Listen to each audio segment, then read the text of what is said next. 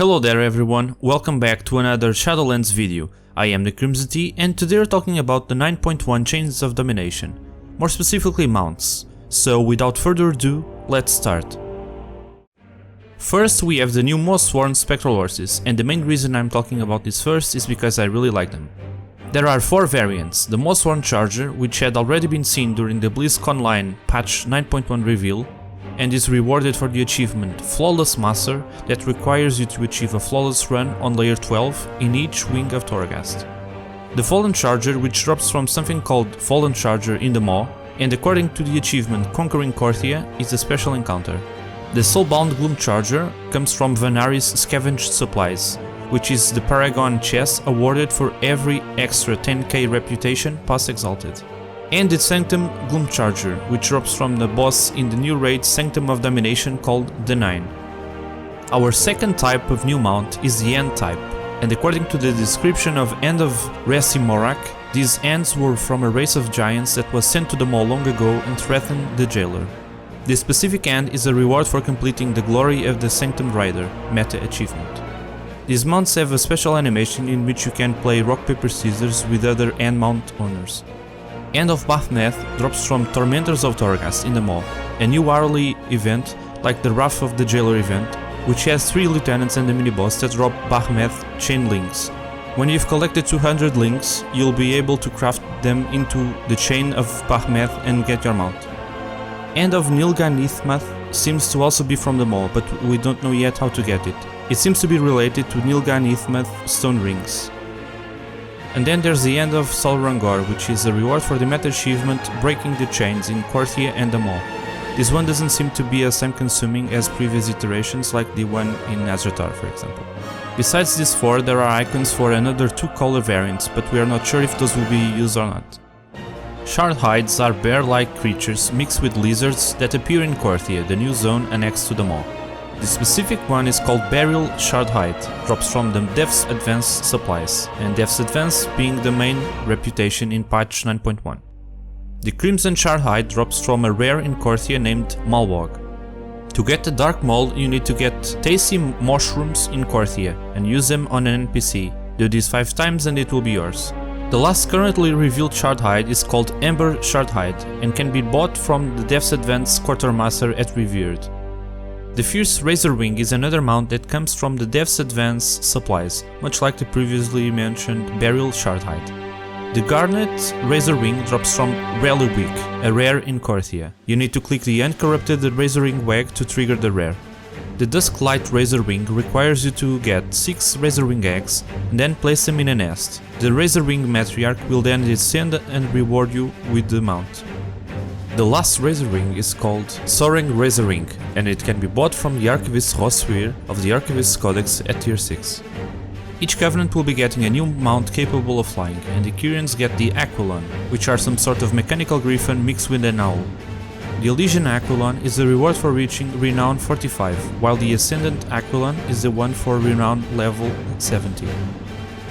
The Forsworn Aquilon drops from a rare called Wild World Cracker, which seems to require a Kyrian player to activate the event. And the Battle Hardened Aquilon is sold by Duchess Minx, the Quartermaster for the Dev's Advance new faction. The Necrolord Covenant mount is the Corpsefly. We have the Maldraxian Corpsefly at Renown 45 and the Regal Corpsefly at 70 Renown. The Battlefield Swarmer is sold by Duchess Minx of the Dev's Advance, and the Lord of the Corpseflies, which drop from Fleshwing, a rare monster. The Night Fae get the Wilderlings, a mix of a Cloud Serpent with a wolf. The Arden-Wheeled Wilderling is rewarded at Renown 45, while the Autumnal Wilderling is at 70. The Winter Wilderling is listed as being sold by Duchess Minx of the Dev's Advance, while the Summer Wilderling comes from an event in Korthia. You'll have to ride an escaped Wilderling and calm it down while doing so. The Venthyr gets some very cool looking gargoyle type creatures called Gravewing.